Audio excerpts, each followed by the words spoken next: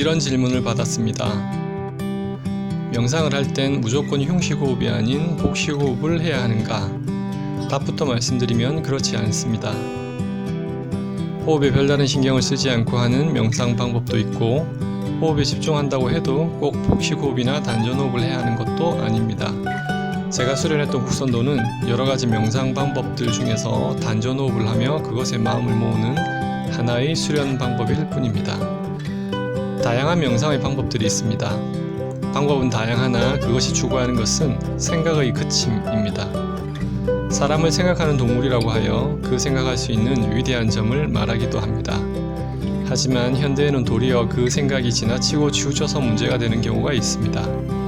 또한 이 생각이라는 것이 우리가 의도를 가지고 일으키고 펼쳐나가는 것 같지만 고요한 때에 관찰해보면 나의 뜻과는 관계없이 저 혼자서 습관적으로 짓거리는 경우도 있습니다. 명상은 의도를 가지고 생각을 그치는 연습을 합니다. 그리고 그것을 위해 하나의 대상에 마음을 모읍니다. 하나의 대상에 마음을 모으면 생각이 그치는 것은 아니지만 많은 생각들에서 하나의 생각으로 단순화됩니다. 단번에 생각이 그쳐지지 않으니 우선 하나로 마음을 모아보는 것이죠. 그 방법으로 건포도를 먹으면서 입안에서 느껴지는 건포도의 느낌에만 마음을 모으는 서양의 의사도 있었고, 어떤 스님은 종을 불규칙하게 치면서 종소리가 몇 번 울리는지 헤아리게 하여 종소리에 마음을 모으기도 했습니다. 어떤 분은 벽에 점을 찍어놓고 그것에만 마음을 모으기도 했으며, 주문을 외우며 그것에 마음을 모으는 방법도 있습니다. 이런 원리로 보면 꼭 명상이 아니더라도 무엇인가에 집중, 몰입되는 상태를 만들 수 있다면 그것들은 모두 명상의 원리와 크게 다르지 않습니다. 춤을 추며 오로지 춤에만 빠져드는 것도 명상이 될 수 있고, 마라톤을 하며 몸이 힘들어 잡념들이 다 떨어져 나가고 오로지 달리기만 하는 그 상태도 명상과 유사합니다.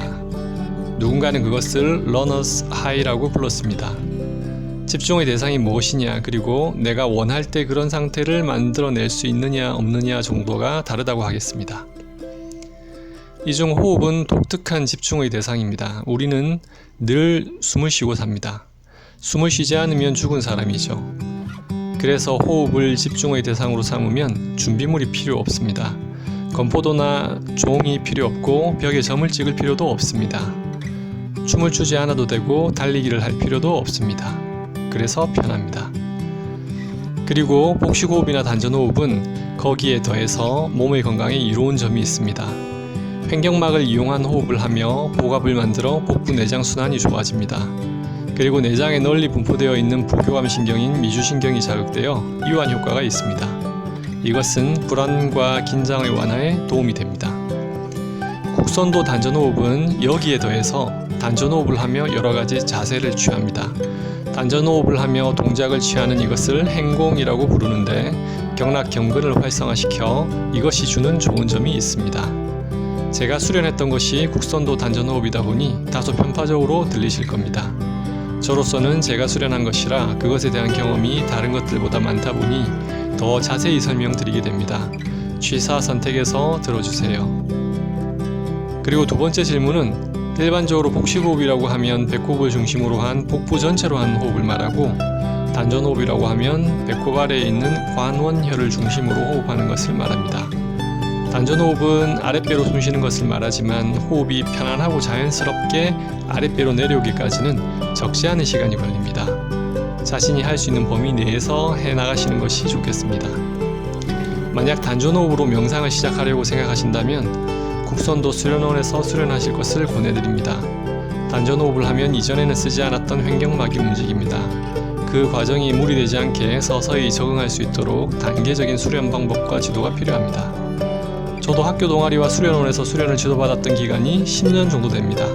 그 후 혼자서 수련한 것이 다시 10년 정도 되었습니다. 아마 처음부터 수련을 혼자 했다면 지금까지 수련을 이어올 수 없었을 것입니다. 오늘 드릴 말씀은 여기까지입니다.